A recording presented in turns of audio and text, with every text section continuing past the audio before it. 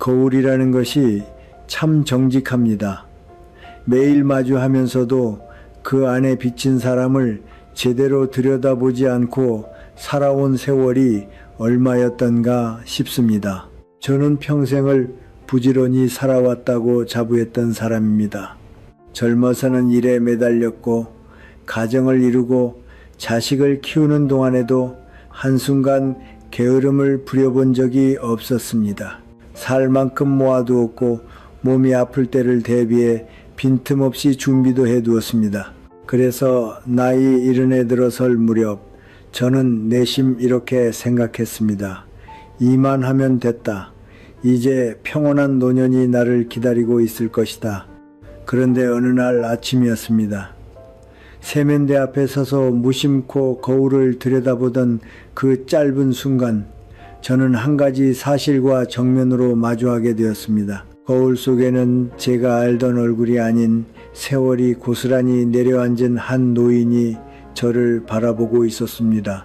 그리고 그 순간 가슴을 서늘하게 만든 깨달음이 있었습니다. 아무리 돈을 모아두어도 아무리 빈틈없이 대비해 두어도 세상에는 결코 막을 수 없고 되돌릴 수 없는 것들이 있다는 사실이었습니다. 오늘 제가 드리려는 이야기는 바로 그 깨달음에서 시작됩니다. 젊은 시절부터 건강에 신경을 썼고 규칙적으로 운동도 했습니다. 식사도 가려 먹었고 담배도 술도 절제해 왔습니다. 저축도 나름대로 있었고 연금도 충분히 받을 예정이었습니다. 노후에는 부부가 함께 여행을 즐기고 취미에 시간을 쏟으며 평온한 나날을 보낼 수 있으리라 믿었습니다.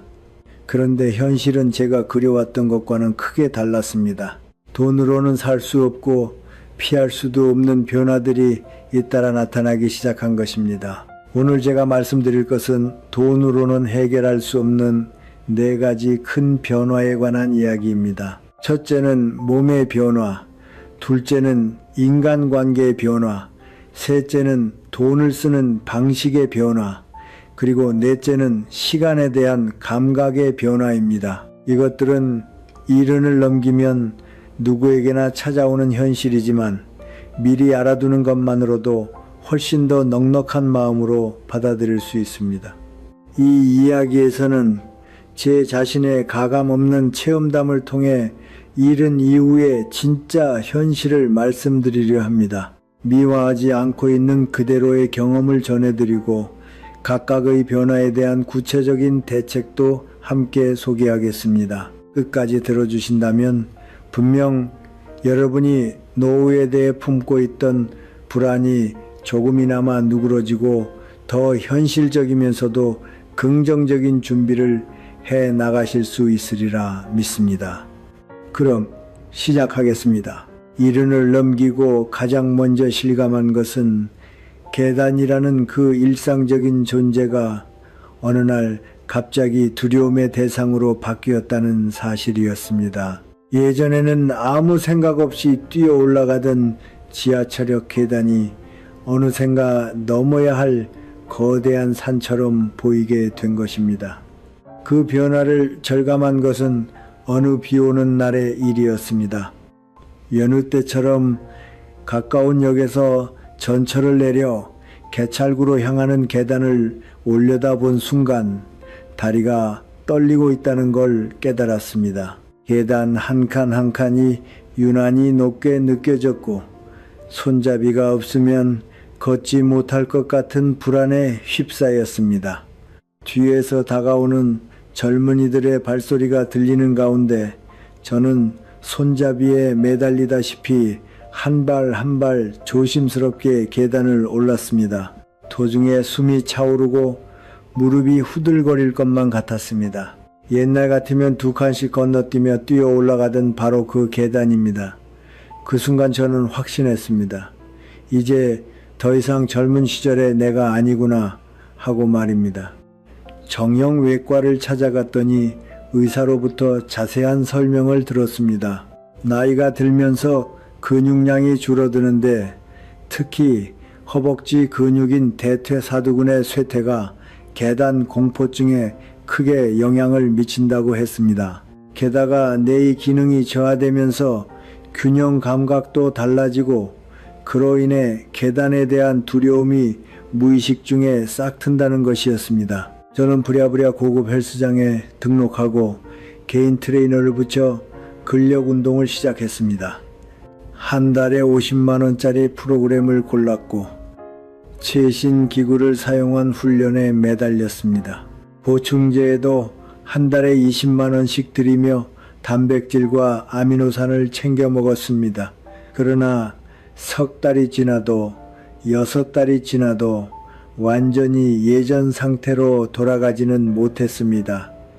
물론 어느 정도 나아지긴 했지만 젊은 시절의 그 가뿐함을 되찾을 수는 없었습니다. 아무리 돈을 들여도 시계바늘을 거꾸로 돌릴 수는 없다는 현실을 뼈저리게 깨달았습니다. 중요한 것은 이 변화를 받아들이면서도 안전하게 생활하기 위한 방법을 궁리하는 것임을 배웠습니다. 저는 계단 대신 엘리베이터나 에스컬레이터를 적극적으로 이용하게 되었습니다. 손잡이가 없는 계단은 피하고 시간 여유를 두고 움직이게 되었습니다. 부끄럽다는 마음도 있었지만 이것이 이른을 넘긴 사람의 현명한 삶의 방식이라고 스스로를 다독였습니다. 그 다음으로 크게 느낀 변화는 한밤중에 화장실을 가는 횟수가 극적으로 늘었다는 것입니다. 젊은 시절에는 아침까지 한 번도 깨지 않고 푹 잘 수 있었습니다.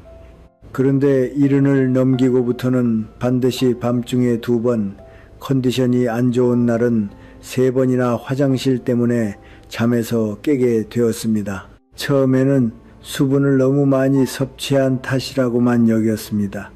저녁 식사 후 수분 섭취를 줄이고 잠들기 2시간 전부터는 일절 아무것도 입에 대지 않았습니다. 그러나 그렇게까지 조심해도 상황은 나아지지 않았습니다. 걱정이 되어 비뇨기과를 찾았더니 전립선비대증 초기 단계라는 진단을 받았습니다. 의사에 따르면 50을 넘긴 남성의 절반 이상이 겪는 지극히 흔한 노화 현상이라고 했습니다. 전립선이 커지면서 요도가 압박을 받고 방광에 소변이 남기 쉬워지며 그 결과 자주 화장실에 가고 싶어진다는 것이었습니다. 치료법으로는 약물 치료나 수술 같은 것이 있지만 완전히 예전 상태로 되돌리기는 어렵다는 설명이었습니다. 저는 최신 약물 치료를 받으며 한 달에 10,000원이 넘는 의료비를 들였습니다. 증상은 분명 가벼워졌지만 그렇다고 밤중에 깨는 일이 사라진 것은 아니었습니다. 이 변화는 수면의 질에 큰 영향을 미쳤습니다. 깊은 잠이 1번이 아니라 3번으로 끊기면서 아침에 일어나도 개운하지가 않게 되었습니다. 낮 동안의 피로감도 늘어 오후가 되면 강한 졸음이 몰려왔습니다. 낮잠을 자지 않으면 저녁까지 버티지 못하는 몸이 되어버린 것입니다. 하지만 이 변화 역시 이른 이후 삶의 일부로 받아들이는 법을 배웠습니다. 밤중에 깨는 것을 전제로 한 생활 환경을 갖추니 불편을 최소한으로 줄일 수 있었습니다. 머리맡에는 작은 LED 등을 두고 슬리퍼를 준비해 두었습니다. 침실에서 화장실까지 가는 동선에 장애물이 없도록 신경 쓰고 복도에는 발밑을 비추는 등을 설치했습니다. 또 낮잠 시간을 생활 리듬에 넣어 무리하지 않는 생활 방식으로 바꾸었습니다. 그리고 가장 충격적이었고 받아들이는데 오래 걸렸던 것은 기억력의 변화였습니다. 특히 사람 이름이 떠오르지 않는 그거 저거 현상이 일상이 되어버린 것입니다. 그 변화를 처음 실감한 것은 어느 날 저녁 식사 때의 일이었습니다. 아내와 함께 텔레비전을 보면서 어제 본 드라마 이야기를 하고 있을 때였습니다. 주연 배우의 연기를 칭찬하려고 했는데 도무지 그 사람 이름이 떠오르지 않는 것이었습니다. 왜 그 사람, 거기 나왔던 사람 하고 말하면서도 머쓱한 기분이 들었습니다. 아내도 그 사람하고 맞장구를 치지만 둘 다 이름을 기억해내지 못했습니다. 결국 휴대전화로 검색해서야 겨우 알아냈습니다. 젊은 시절이라면 순식간에 떠올랐을 이름이 도무지 생각나지 않았던 것입니다. 처음에는 일시적인 거라고 가볍게 여겼습니다. 그러나 점점 그 빈도가 늘어갔습니다. 사람 이름, 장소 이름, 물건 이름이 떠오르지 않는 순간이 일주일에 몇 번씩 일어나게 된 것입니다. 특히 곤란했던 것은 오랜 친구와의 대화였습니다. 서로 아는 지인 이야기를 하려고 해도 그 사람 이름이 나오지 않아 왜 그 사람, 옛날에 같이 일했던 사람 하는 식의 설명이 되어버립니다. 상대도 비슷한 상황이라 둘이서 그것만 연발하는 일도 잦았습니다. 치매가 시작된 것이 아닐까 불안해져 신경과를 찾아 검사를 받았습니다. 상세한 검사 결과 치매가 아니라 나이에 따른 자연스러운 기억력 변화라는 진단을 받았습니다. 의사는 기억의 저장고에서 정보를 끄집어내는 능력이 나이와 함께 떨어지는 것은 정상적인 현상이라고 설명해 주었습니다. 뇌신경세포는 나이가 들면서 줄어들고 정보 전달 속도도 느려진다. 이것은 누구에게나 일어나는 일이며 완전히 막는 것은 불가능하다는 것이었습니다. 값비싼 기억력 향상 보충제도 시도해 보았습니다. 한 달에 30만 원을 들여 DHA나 포스파티딜세린 같은 것을 챙겨 먹었습니다. 두뇌 훈련 앱에도 유료 버전으로 등록해 매일 30분씩 훈련을 이어갔습니다. 그러나 극적인 개선은 보이지 않았습니다. 다소의 효과는 느껴졌지만 근본적인 해결에는 이르지 못했습니다. 그래서 저는 발상을 전환했습니다. 기억력 저하를 한탄할 것이 아니라 그것에 대처하는 방법을 익히기로 한 것입니다. 휴대전화의 메모 기능을 활용해 중요한 정보는 전부 기록하게 되었습니다. 사람 이름이나 전화번호, 약속 같은 잊어서는 안 될 것들은 반드시 디지털로 저장합니다. 또 아내와의 대화에서는 구체적인 설명을 하려고 신경 쓰게 되었습니다. 그 배우가 아니라 어제 드라마에서 주인공으로 형사역을 맡았던 사람처럼 자세한 정보를 덧붙여 말하는 것입니다. 이러한 몸의 변화는 일흔을 넘기면 누구에게나 일어날 수 있는 자연스러운 현상입니다. 아무리 경제적으로 풍족해도 아무리 건강에 신경을 써도 완전히 피할 수는 없습니다. 중요한 것은 이러한 변화를 부끄러운 일이나 한심한 일로 여길 것이 아니라 인생의 자연스러운 과정으로 받아들이는 것입니다. 그리고 각각의 변화에 맞춰 생활 방식을 조정하고 안전하고 편안하게 지낼 수 있는 환경을 갖추는 것이 무엇보다 중요한 것입니다. 일흔을 넘기고 몸의 변화만큼이나 충격적이었던 것은 인간관계의 변화였습니다. 그동안 당연하게 여겨왔던 사람과의 인연이 마치 실이 끊어지듯 하나둘 사라져가는 현실과 마주하게 된 것입니다. 처음 그 변화를 절감한 것은 오랜 법과의 이별이었습니다. 대학 시절부터 둘도 없는 친구였던 정태수 씨와의 마지막 대화를 지금도 또렷이 기억합니다. 퇴직 후에도 한 달에 한 번은 만나 식사를 하고 서로의 근황을 주고받는 사이였습니다. 그런데 일흔을 맞이하던 해봄, 정태수 씨로부터 갑작스러운 전화가 왔습니다. 실은 암이 발견됐어 라는 말로 시작된 대화는 제 인생관을 크게 바꿔놓는 것이었습니다. 그때까지만 해도 정정하던 정태수 씨가 불과 반년 뒤에 세상을 떠나고 만 것입니다. 장례식에 참석했을 때 새삼 깨달은 것이 있었습니다. 같은 또래 친구들 상당수가 무언가 병을 앓고 있다는 사실이었습니다. 고혈압, 당뇨병, 신장 질환, 암 같은 심각한 병과 마주하고 있는 사람이 대부분이었습니다. 그리고 해마다 누군가의 부고가 날아들게 되었습니다. 연화장을 주고받던 친구의 수가 해가 갈수록 줄어드는 것을 실감했습니다. 70대 50명이던 연화장 명단이 73인 지금은 30명을 밑돕니다. 병으로 세상을 떠나는 사람, 요양시설에 들어가 연락이 끊기는 사람, 치매가 진행되어 대화가 어려워지는 사람, 여러 이유로 오랜 벗들과의 관계가 끝을 맞이해 가는 것입니다. 이것은 아무리 돈이 많아도 되살 수 없는 현실이었습니다. 고급 식당에서 식사를 해도 값비싼 여행을 떠나도 함께 즐길 친구가 없으면 의미가 없습니다. 돈으로 새 친구를 만들 수도 없습니다.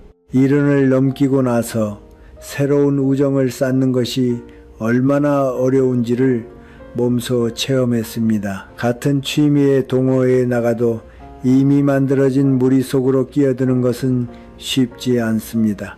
젊은 시절처럼 자연스럽게 친구가 되는 일이 무척이나 어려워져 있었습니다. 가족과의 관계에도 변화가 나타났습니다. 아들과 딸은 저마다 가정을 꾸려 손주 돌보랴 일하랴 바쁩니다. 예전처럼 자주 얼굴을 마주하는 일이 줄어들었습니다.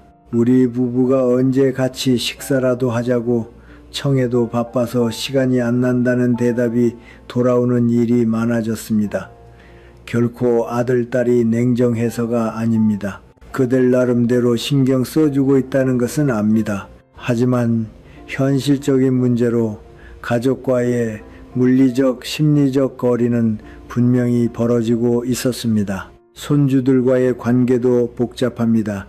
어릴 적에는 잘 따르던 손주도 중학생, 고등학생이 되면 할아버지, 할머니와 보내는 시간보다 친구와 보내는 시간을 우선하게 됩니다. 이것은 자연스러운 일이지만 서운함을 느끼지 않을 수 없었습니다. 아내와의 관계도 묘하게 달라졌습니다. 현역 시절에는 밖에서 일하느라 집에 있는 시간이 한정돼 있었습니다. 그러나 완전히 은퇴하고 나서는 하루 종일 집에 있게 됩니다. 처음에는 이제야 부부가 함께할 시간이 생겼다며 기뻐했지만 막상 시작해보니 생각보다 훨씬 힘들었습니다. 그때까지 집안일을 도맡아 하던 아내에게 하루 종일 집에 있는 남편은 때로 부담이 되기도 합니다. 저 나름대로 거들어 보려 하지만 오랜 습관을 바꾸는 것은 쉽지 않습니다. 청소하는 방식, 빨래 넣는 법, 요리 순서 같은 자잘한 부분에서 부딪히는 일이 늘었습니다. 지금까지 혼자 해왔으니 괜찮다는 말을 듣기도 해서 제 자리를 찾는데 애를 먹었습니다. 바깥에서도 외로움을 느끼는 장면이 늘었습니다. 찻집에 혼자 들어가면 주위의 시선이 신경 쓰이게 되었습니다. 예전에는 의식하지 못했던 혼자 있는 노인이라는 시선을 느끼게 된 것입니다. 도서관이나 공원 벤치에 앉아 있어도 비슷한 고독을 안고 있는 노인들의 모습을 많이 보게 되었습니다. 서로 말을 거는 일도 없이 그저 시간을 흘려보내고 있을 뿐인 사람들. 나도 그중 하나가 되어버렸구나 하고 실감했습니다. 새로운 모임을 만들어 보려고 여러 곳을 찾아다녔습니다. 주민센터 강좌, 봉사활동, 취미 동호회 같은 곳에 적극적으로 참여해 보았습니다. 그러나 70을 넘기고 나서 새로운 인간관계를 쌓는 것이 얼마나 어려운지 절감했습니다. 젊은 시절처럼 공통의 화제로 신이 나거나 자연스럽게 가까워지는 일이 드물어져 있었습니다. 특히 남자의 경우 현역 시절에 직함이나 지위를 내려놓으면 새로운 정체성을 찾는데 애를 먹습니다. 왕년의 부장이라는 과거의 영광에 매달리고 싶은 마음과 그래서는 안 된다는 이성 사이에서 갈등했습니다. 시니어 인력센터에 등록해 일하는 것도 생각해 보았지만 그곳에서도 인간관계의 어려움이 있었습니다. 현역 시절의 경험과 자존심이 발목을 잡아 새로운 환경에 순순히 적응하지 못했습니다. 나보다 어린 지도원에게 가르침을 받는 데 대한 거부감, 같은 또래 이용자들 사이에 묘한 경쟁의식 등 상상했던 것 이상으로 복잡한 인간 군상이 있었습니다. 지역 모임에 참여하려 해도 이미 만들어진 인간관계 속으로 들어가는 것은 간단하지 않았습니다. 통반 활동에 나가도 오랜 세월 그 동네에 살아온 사람들의 결속은 단단해서 새내기로 받아들여지기까지는 시간이 걸렸습니다. 노인회에 권유받아 나가보았지만 그곳에서도 나이나 경력에 따른 묘한 위계가 존재하고 있었습니다. 노인회라는 명칭에 대한 거부감도 있었지만 그 이상으로 인간관계의 번거로움을 느끼고 말았습니다. 인터넷을 통한 교류도 시도해 보았습니다. SNS에 가입해 같은 또래 사람들과의 교류를 구해보았지만 디지털 기기에 익숙하지 않은 저에게는 조작 자체가 커다란 장벽이었습니다. 또 온라인상의 인간관계는 어딘가 표면적이라 깊은 유대를 느낄 수가 없었습니다. 이 인간관계의 변화는 돈으로는 해결할 수 없는 뿌리 깊은 문제였습니다. 고급 취미 교실에 다녀도 호화로운 크루즈 여행에 참여해도 진정한 의미의 우정이나 인연을 쌓기는 어려웠습니다. 오히려 경제적 격차가 새로운 인간관계의 장벽이 되는 일도 있었습니다. 연금 액수나 저축의 차이, 사는 동네 등급 차이 같은 것이 묘한 거리감을 낳는 일이 있었던 것입니다. 그러나 이 현실을 받아들이면서 새로운 삶의 방식도 보이기 시작했습니다. 양보다 질을 중시한 인간관계를 쌓는 것, 깊고 오래 사귈 수 있는 소수의 벗을 소중히 하는 것, 가족과의 관계도 새로운 형태로 다시 세워나가는 것, 이른 이후의 인간관계에는 이른 이후 나름의 방식이 있다는 것을 배웠습니다. 이른을 넘기고 가장 뜻밖이었던 것은 돈에 대한 가치관과 쓰는 방식이 근본부터 달라졌다는 것이었습니다. 현역 시절에 그려왔던 풍요로운 노후와 실제 생활 사이에는 커다란 간극이 있었습니다. 젊은 시절부터 노후에는 좋아하는 것을 사고 맛있는 것을 먹고 여행을 즐기자고 생각했습니다. 그러기 위해 3억 원이라는 노후 자금을 마련했고 연금도 만액 수령할 수 있는 상황을 갖춰 두었습니다. 그러나 막상 이른을 맞이해 보니 돈을 쓰는 방식에 대한 생각이 180도 달라져 있었습니다. 처음 변화를 느낀 것은 식사에 대한 의식이었습니다. 현역 시절에는 퇴직하면 고급 식당에서 맛있는 것을 먹어야지 하고 기대했습니다. 실제로 이른이 되어 오랜 소망이던 고급 한정식집에 아내와 함께 갔습니다. 1인분에 적지 않은 코스를 주문해 최고급 요리를 맛보았습니다. 분명 맛있긴 했지만 먹는 도중에 복잡한 기분이 들었습니다. 이 한 끼에 40만 원이라니 하는 생각이 머리를 스친 것입니다. 젊은 시절이라면 가끔은 호사도 필요하지 하고 넘길 수 있었을 텐데 이른을 넘기니 이 40만 원이면 보통 식사를 몇 번이나 할 수 있을까 하고 계산하는 제가 있었습니다. 게다가 나이와 함께 입이 짧아져 고급 요리를 다 비우는 것조차 어려워져 있었습니다. 위의 용량이 작아지고 기름진 요리는 속을 더부룩하게 만들게 된 것입니다. 결국 고급 식당보다는 소화가 잘 되는 가정식을 즐기게 되었습니다.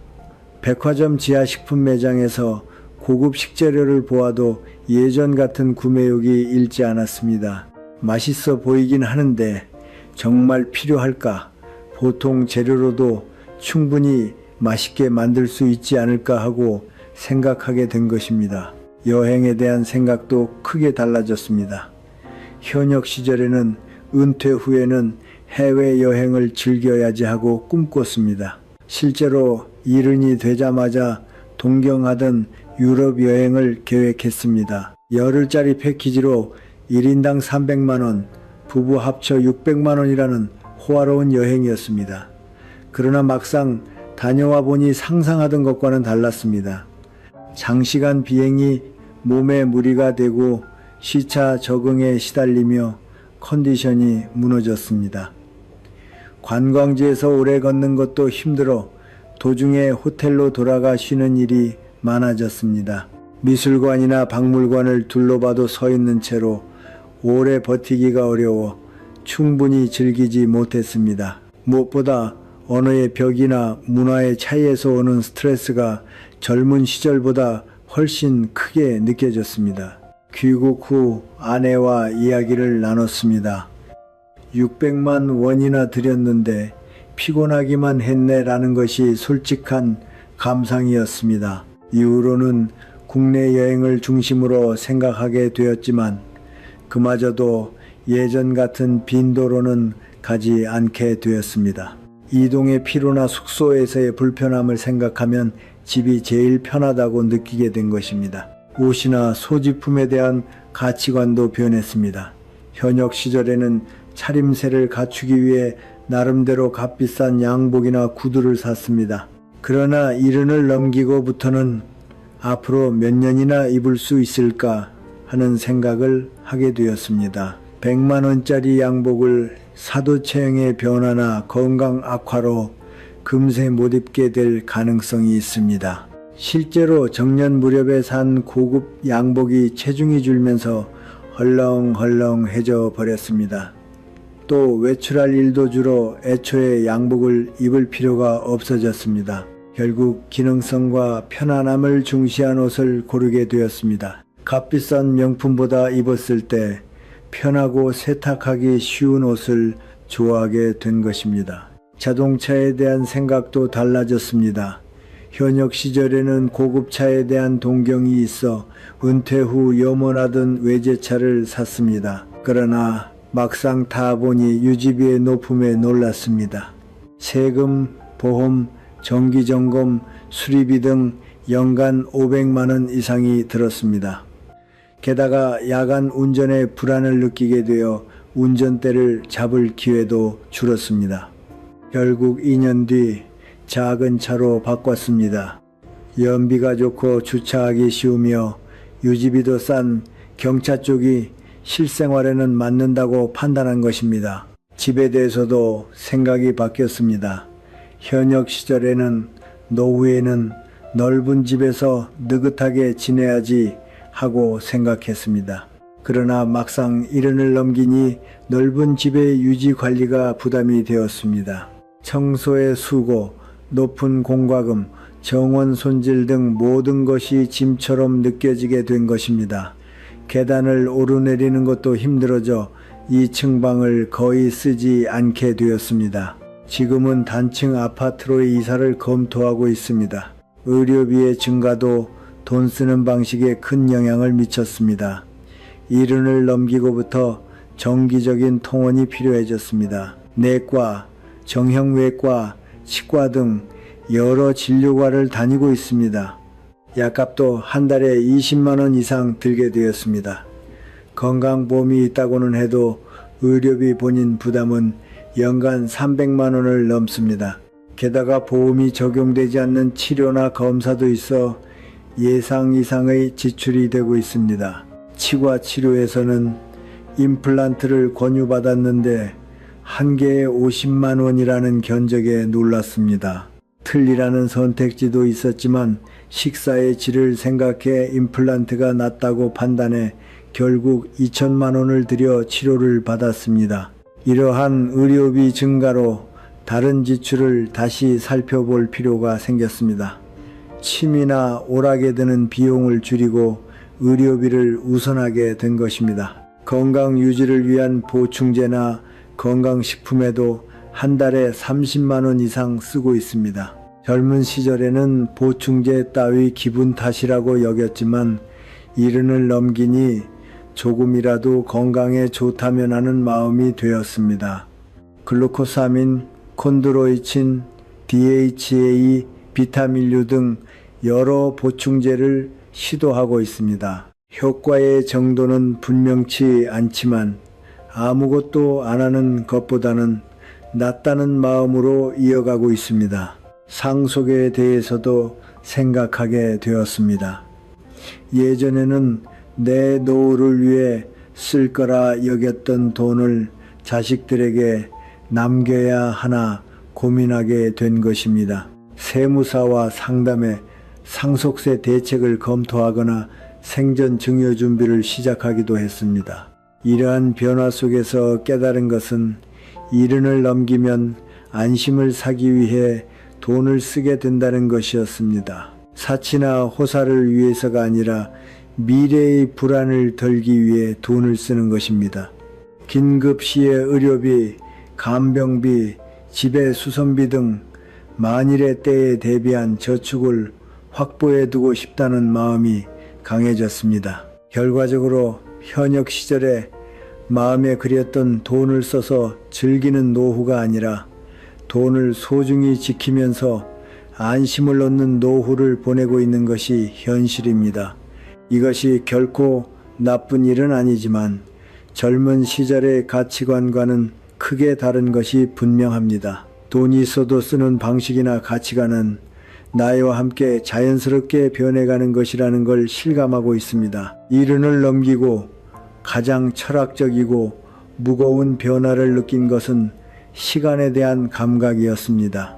젊은 시절에는 무한히 있다고 여겼던 시간이 어느 순간 유한하다는 것을 강하게 의식하게 된 것입니다. 이 변화는 단순히 나이를 먹었다는 것 이상의 깊은 의미를 지니고 있었습니다. 처음 이 변화를 실감한 것은 어느 아침의 일이었습니다. 여느 때처럼 잠에서 깨어 시계를 보니 아직 새벽이었습니다. 예전 같으면 아직 이르네 하며 다시 잠을 청했을 텐데 그날은 잠이 오지 않았습니다. 문득 나에게는 앞으로 몇 번이나 이 아침을 맞이할 수 있을까 하는 생각이 머리를 스친 것입니다. 평균 수명을 생각하면 앞으로 10년에서 15년쯤일까요? 1년 365번의 아침으로 계산하면 남은 것은 3,000번에서 5,000번 정도입니다. 젊은 시절이라면 마음에도 두지 않았을 숫자가 갑자기 무거운 의미로 다가왔습니다. 하루의 시간을 느끼는 방식도 달라졌습니다. 현역 시절에는 시간이 부족하다고 늘 느꼈습니다. 일과 집안일, 육아에 쫓겨 하루가 순식간에 지나갔습니다. 그러나 이른을 넘기고부터는 거꾸로 하루가 길다고 느끼는 일이 많아졌습니다. 특히 오후 시간대는 시계바늘이 좀처럼 나아가지 않는 듯 느껴졌습니다. 텔레비전을 봐도, 책을 읽어도, 산책을 해도 저녁이 될 때까지의 시간이 유난히 길게 느껴지는 것입니다. 그런데 신기하게도 1년이라는 단위로 생각하면 시간의 흐름은 빨라지고 있는 것처럼 느껴졌습니다.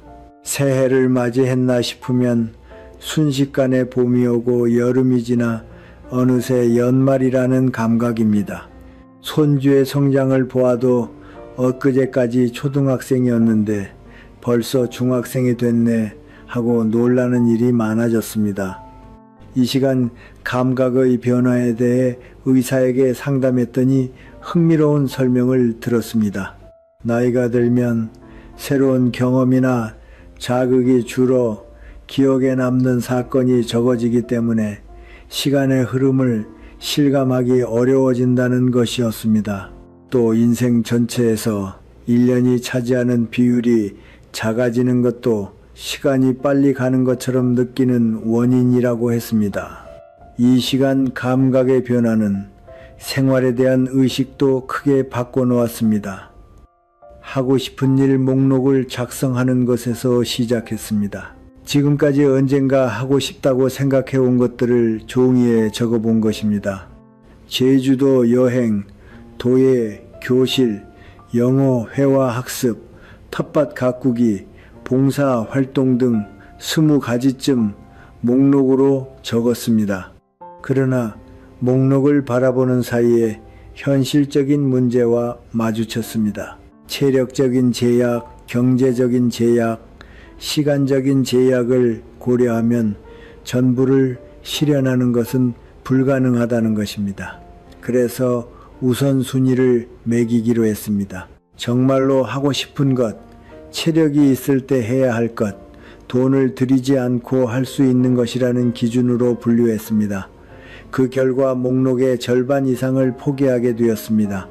젊은 시절이라면 시간은 많으니 언젠가 다 하자고 생각했을 것입니다. 그러나 이른을 넘기니 선택과 집중이 필요하다는 것을 절감했습니다. 남은 시간을 효과적으로 쓰기 위해서는 정말 소중한 것에 좁혀 들어갈 필요가 있었던 것입니다. 인간관계에 대해서도 같은 정리를 했습니다. 연하장을 주고받는 지인, 가끔 만나는 친구, 친척 등 모든 인간관계를 다시 살펴보았습니다. 이 사람과의 관계는 정말 소중한가? 한정된 시간을 들여서라도 만나고 싶은 사람인가 하고 자문했습니다. 그 결과 표면적인 교제는 그만두고 정말 소중한 사람과의 관계를 깊게 하기로 했습니다. 수는 줄었지만 그만큼 밀도 높은 관계를 쌓을 수 있게 되었다고 생각합니다. 날마다의 시간 쓰는 방식도 의식적으로 바꿨습니다. 예전에는 그저 무심코 텔레비전을 보며 시간을 보내는 일이 많았는데 이 시간을 의미 있게 쓰고 있는가 하고 생각하게 되었습니다. 텔레비전 프로그램도 엄선해서 보게 되었고 그만큼 독서나 산책의 시간을 늘렸습니다. 신문 읽는 시간도 줄여 정말 필요한 정보만 효율적으로 모으도록 마음을 썼습니다. 계절의 변화에도 민감해졌습니다.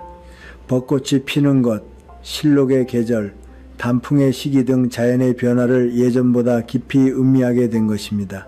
올해 벚꽃은 보았지만 내년에도 볼 수 있을까 하는 마음과 함께 하나하나의 계절을 소중히 하게 되었습니다. 가족과의 시간에 대한 의식도 달라졌습니다. 아들과 딸, 손주들과 보내는 시간이 예전보다 더없이 소중하게 느껴지게 되었습니다. 비록 짧은 시간이라도 함께 있는 순간을 소중히 하고 기억에 남을 만한 시간을 보내려 마음 쓰게 된 것입니다. 손주의 성장을 지켜보는 시간도 앞으로 몇 번이나 같이 놀 수 있을까 생각하며 대하게 되었습니다. 과거에 대한 마음도 변했습니다. 현역 시절의 추억을 돌아보는 시간이 늘었습니다. 오래된 앨범을 다시 들춰보거나 옛날 일기를 다시 읽는 일이 많아진 것입니다. 그때는 이런 생각을 했었구나. 좀 더 가족과의 시간을 소중히 했어야 했는데 같은 여러 생각을 품게 되었습니다. 후회의 마음도 있었지만 그 이상으로 충실한 인생을 살아왔다는 만족감도 있었습니다. 미래에 대한 생각도 현실적으로 변했습니다. 젊은 시절에는 10년 후, 20년 후에는 이렇게 되고 싶다는 장기적인 목표를 가졌습니다. 그러나 이른을 넘기니 내년, 내후년을 어떻게 보낼까 하는 단기적인 시점으로 생각하게 되었습니다. 건강 상태의 변화, 사회 정세의 변화 등 예측하기 어려운 요소가 너무 많아 장기적인 계획을 세우기가 어려워진 것입니다. 그 대신 오늘을 어떻게 보낼까, 이번 달을 어떻게 보낼까 하는 단기적인 충실함에 무게를 두게 되었습니다. 인생의 끝에 대해 생각하는 시간도 늘었습니다. 이것은 결코 부정적인 일이 아닙니다. 한정된 인생이기에 하루하루를 소중히 살자는 마음이 강해진 것입니다. 만약 내일 죽는다면 오늘은 무엇을 할까 하고 생각함으로써 정말 소중한 것이 보이게 되었습니다. 자신의 인생을 돌아보고 가족에게 전하고 싶은 메시지, 재산의 정리, 장래의 희망 등을 적고 있습니다. 이것도 시간에 대한 의식의 변화가 가져온 행동이었습니다. 이 시간, 감각의 변화는 돈으로는 살 수 없는 귀중한 깨달음을 가져다 주었습니다. 남은 시간을 의식함으로써 정말 소중한 것이 무엇인지 가려낼 수 있게 된 것입니다. 시간의 유한함을 받아들임으로써 오히려 지금을 사는 충실감이 늘어난 것처럼 느끼고 있습니다. 지금까지 1년을 넘긴 뒤 겪은 여러 변화에 대해 말씀드렸습니다. 몸의 변화, 인간관계의 변화, 돈 쓰는 방식의 변화, 시간 감각의 변화, 어느 것 하나 돈으로는 완전히 해결할 수 없는 현실이었습니다. 그러나 이러한 변화를 비관적으로 받아들일 필요는 없습니다. 적절한 대책을 마련함으로써 더 풍요롭고 안전한 생활을 보낼 수 있는 것입니다. 이번에는 제 자신이 실천하고 있는 구체적인 대책을 소개하고자 합니다. 먼저 몸의 변화에 맞춘 생활 환경의 정비에 대해 말씀드리겠습니다. 계단에 대한 두려움이 싹텄을 때 가장 먼저 손댄 것은 주거 환경의 점검이었습니다. 손잡이 설치부터 시작했습니다. 현관, 복도, 화장실, 욕실 등 발이 걸리기 쉬운 곳이나 일어서는 동작이 필요한 곳에는 전부 손잡이를 달았습니다. 공사 비용은 30만 원쯤 들었지만 안전을 생각하면 필요한 투자였습니다. 조명의 점검도 중요했습니다. 한밤중에 화장실에 갈 때의 안전을 확보하기 위해 복도에는 발밑을 비추는 등을 설치했습니다. 센서가 달린 LED 등을 골라 사람이 지나가면 자동으로 켜지도록 했습니다. 너무 밝지도 어둡지도 않은 적당한 밝기로 눈에 부드럽고 발밑이 잘 보이도록 조절했습니다. 턱의 해소도 중요한 대책이었습니다. 불과 2cm의 턱이라도 걸려 넘어질 위험이 있어 경사로를 설치하거나 턱을 없애는 공사를 했습니다.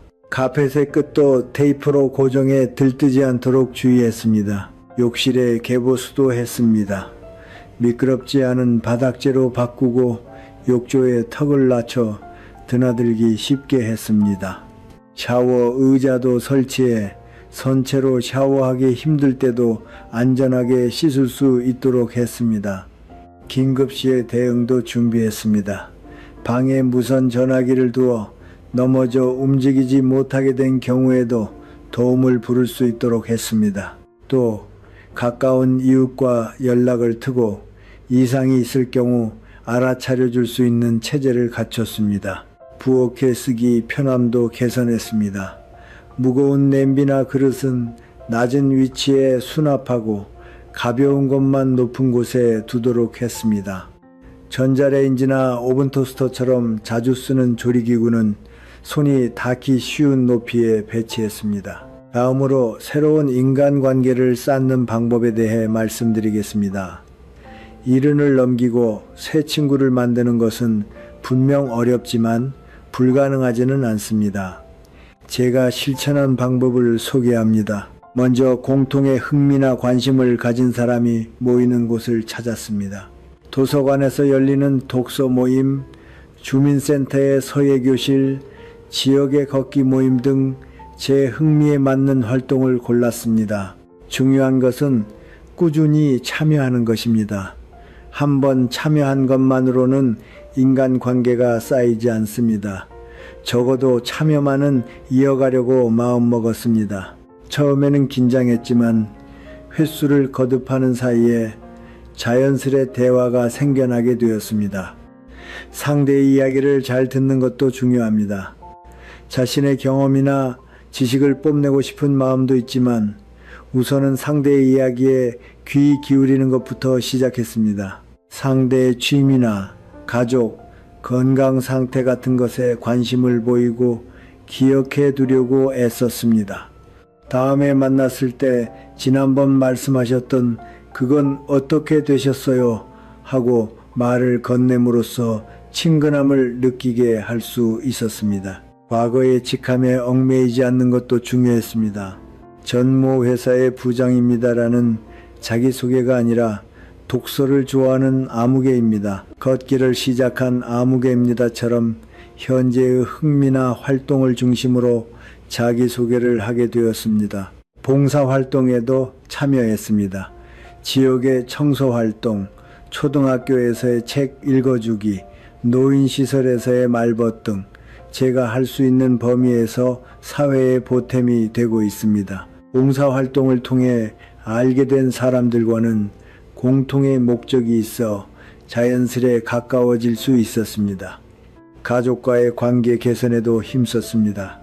아들, 딸이 바쁘다는 것을 이해하고 이쪽에서 자주 연락하는 것은 삼갔습니다. 그 대신 한 달에 한 번의 식사 모임을 제안해 정기적으로 얼굴을 마주하는 기회를 만들었습니다. 식사 장소나 시간은 상대의 형편에 맞추어 부담이 되지 않도록 배려했습니다. 손주들과의 관계에서는 그들의 흥미에 맞추려 노력했습니다. 요즘 게임이나 애니메이션에 대해 공부해 대화에 활용했습니다.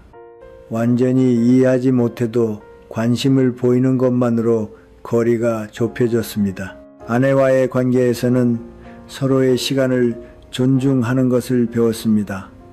하루 종일 함께 있다고 해서 늘 행동을 같이 할 필요는 없습니다. 오전에는 아내가 집안일을 하는 시간, 오후에는 제가 산책을 나가는 시간, 이런 식으로 적당한 거리를 두도록 했습니다. 마지막으로 이름부터라도 시작할 수 있는 즐거움을 찾는 법에 대해 말씀드리겠습니다. 새로운 취미를 시작하니 생활에 활기가 돌았습니다. 저의 경우는 사진 촬영을 시작했습니다. 휴대전화 카메라 기능을 써서 산책 중에 발견한 꽃이나 풍경을 찍고 있습니다. 특별한 기술은 필요 없고 부담 없이 시작할 수 있는 취미입니다. 찍은 사진은 가족이나 친구와 나누며 대화의 실마리가 되기도 합니다. 텃밭 가꾸기도 시작했습니다. 마당 한 구석을 밭으로 만들어 채소를 기르고 있습니다. 토마토, 오이, 가지 등 비교적 기르기 쉬운 채소부터 시작했습니다. 매일의 물 주기와 손질이 일과가 되고 수확의 기쁨도 맛볼 수 있습니다. 기른 채소를 가족이나 이웃에게 나눠줌으로써 사람과의 인연도 생겨났습니다. 요리에도 도전했습니다. 아내에게 배우면서 간단한 요리부터 시작했습니다. 처음에는 계란말이나 된장국 정도였지만 차츰 가지수를 늘려가고 있습니다. 요리를 함으로써 아내의 부담도 덜어지고 부부 관계 개선으로도 이어졌습니다. 독서 시간도 늘렸습니다. 젊은 시절에는 시간이 없어 읽지 못했던 책을 이제야 즐기고 있습니다. 도서관을 활용함으로써 돈을 들이지 않고 많은 책을 읽을 수 있습니다. 독서 모임에 참여함으로써 책에 대해 함께 이야기 나눌 동무도 생겼습니다. 산책을 일과로 삼았습니다. 아침에 30분 정도 동네를 걷도록 하고 있습니다. 계절의 변화를 느끼며 적당한 운동이 되어 건강 유지에도 도움이 됩니다. 같은 코스를 걷다 보니 개를 산책시키는 사람이나 밭일을 하는 사람과 자연스레 인사를 나누게 되어 지역과의 인연도 깊어졌습니다. 이러한 대책을 실천함으로써 1년을 넘긴 뒤의 생활이 확실히 나아졌습니다. 완전히 예전 상태로 돌아갈 수는 없지만 새로운 삶의 방식을 찾음으로써 충실한 나날을 보낼 수 있게 되었습니다. 중요한 것은 변화를 받아들이면서도 포기하지 않는 것입니다. 궁리하기에 따라 1년을 넘긴 뒤에도 새로운 발견과 즐거움을 찾을 수 있는 것입니다. 여러분, 여기까지 제 체험담을 들어주셔서 감사합니다. 1년을 넘기면 아무리 돈이 많아도 피할 수 없는 현실이 있다는 것을 말씀드렸습니다. 몸의 변화, 인간관계의 변화, 돈 쓰는 방식의 변화, 시간 감각의 변화, 이것들은 누구에게나 찾아오는 자연스러운 현상입니다. 중요한 것은 이러한 변화를 두려워하는 것이 아니라 받아들이는 것입니다. 계단이 무서워졌다면 엘리베이터를 쓰면 됩니다. 밤중에 화장실 때문에 깬다면 안전한 환경을 갖추면 됩니다. 깜빡깜빡 하는 일이 늘었다면 메모를 활용하면 됩니다. 오랜 벗을 잃었다면 새로운 만남을 구하면 됩니다. 준비할 수 있는 것과 준비할 수 없는 것이 있습니다. 주거 환경의 정비, 건강관리, 인간관계의 재정비 같은 것은 미리 준비할 수 있습니다. 그러나 몸의 쇠퇴나 시간의 유한함은 완전히 준비할 수는 없습니다. 그래도 마음이 앞을 향하면 받아들이기 한결 쉬워집니다. 이런 이후의 인생은 새로운 발견과 배움으로 가득합니다. 제약이 있기에 오히려 정말 소중한 것이 보이게 됩니다. 한정된 시간이기에 하루하루가 귀하게 느껴집니다. 여러분도 불안에만 사로잡히지 마시고 지금부터 할 수 있는 준비를 시작하시기 바랍니다. 그리고 무엇보다 이런 이후의 인생을 긍정적으로 즐기시기를 바랍니다. 이 이야기가 여러분의 노후에 대한 불안을 조금이나마 누그러뜨릴 수 있었다면 더없이 기쁘겠습니다. 끝까지 들어주셔서 정말 감사합니다. 만약 이 이야기가 도움이 되셨다면 구독과 좋아요를 부탁드립니다. 여러분의 노후가 더 풍요롭고 충실한 것이 되기를 진심으로 바랍니다.